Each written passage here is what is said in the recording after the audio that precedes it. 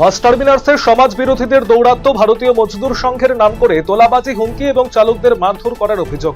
প্রতিবাদে কয়েক ঘন্টার জন্য মালদা জেলার সমস্ত রুটে বাস চলাচল বন্ধ রেখে গৌরকন্যা বাস টার্মিনাসে বিক্ষোভ দেখান চালকেরা।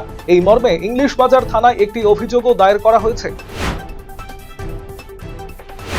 কালিয়াগঞ্জে এক কিশোরীকে ধর্ষণের চেষ্টার অভিযোগে গ্রেপ্তার দুই যুবক। পুলিশ জানিয়েছে ধৃতদের নাম পারভেজ মোশাররফ হোসেন এবং অপরজনের নাম রাজেশ খান।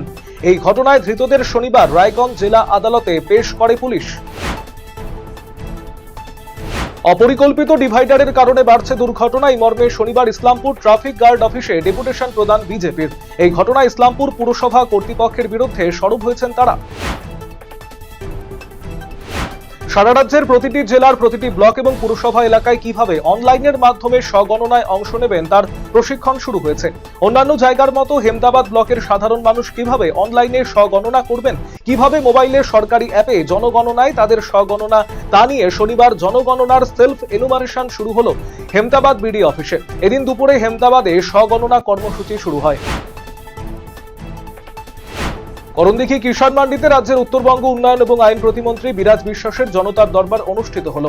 শনিবার অনুষ্ঠিত জনতার দরবারে সাধারণ মানুষের সমস্যার কথা শুনলেন মন্ত্রী বিরাজ বিশ্বাস। সাধারণ মানুষের সমস্যা সরাসরি শুনে দ্রুত সমাধানের লক্ষ্যে শনিবার করণদিঘি কিষাণ মান্ডিতে আয়োজিত হলো জনতার দরবার।